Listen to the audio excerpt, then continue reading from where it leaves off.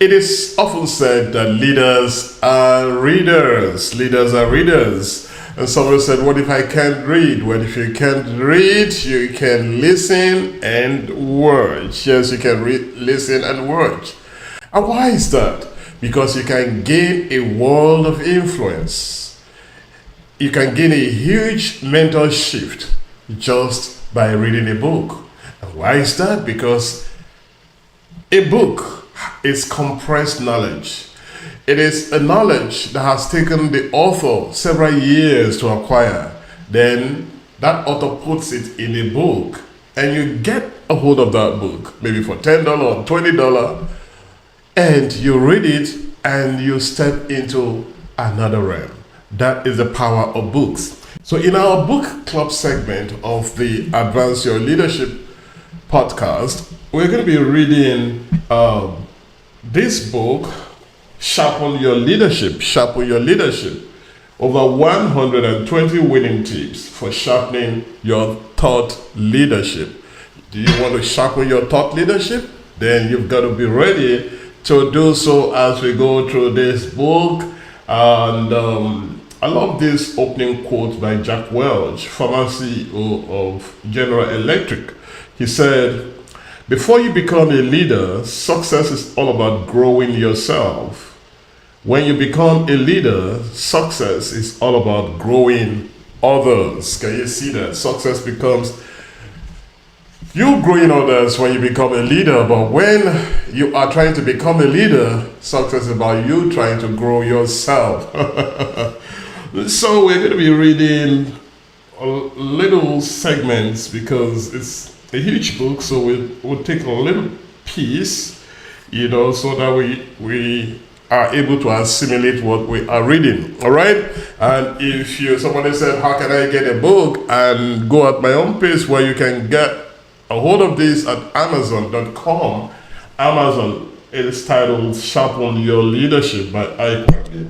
All right. So chapter 1 says, I skipped the introduction, so I just started off from chapter 1. Again, I'm not going to read the whole of chapter 1, just about 3 paragraphs or 2, all right?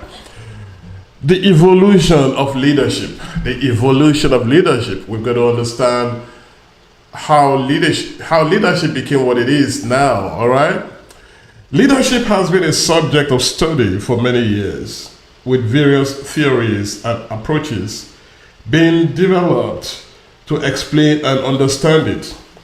One of the earliest and most influential theories was the great man theory, which suggested that leadership was a trait that was inherent in certain individuals who were seen as great men due to their exceptional leadership skills. This theory dominated leadership thinking for much of the 19th and early 20th centuries, with little attention paid to the role of context of followers in leadership. Can you see that?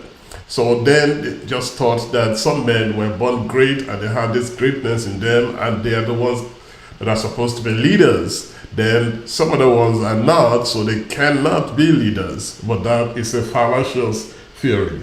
That theory has some obvious limitations. I agree that some individuals have more pronounced leadership attributes, but there are some of those attributes they don't have. So those ones they have to learn too. Can you see that?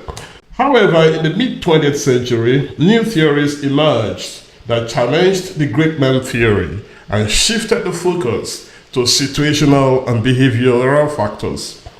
The contingency theory, for example, emphasized the importance of adapting leadership styles to fit the situation and the needs of the followers. The behavioral theory, on the other hand, focused on identifying specific behaviors and actions that effective leaders exhibit. Now, all of those theories continued and all of that to what we now have, the more recent ones. We have the transformational leadership theory, the servant leadership theory, then the authentic leadership theory.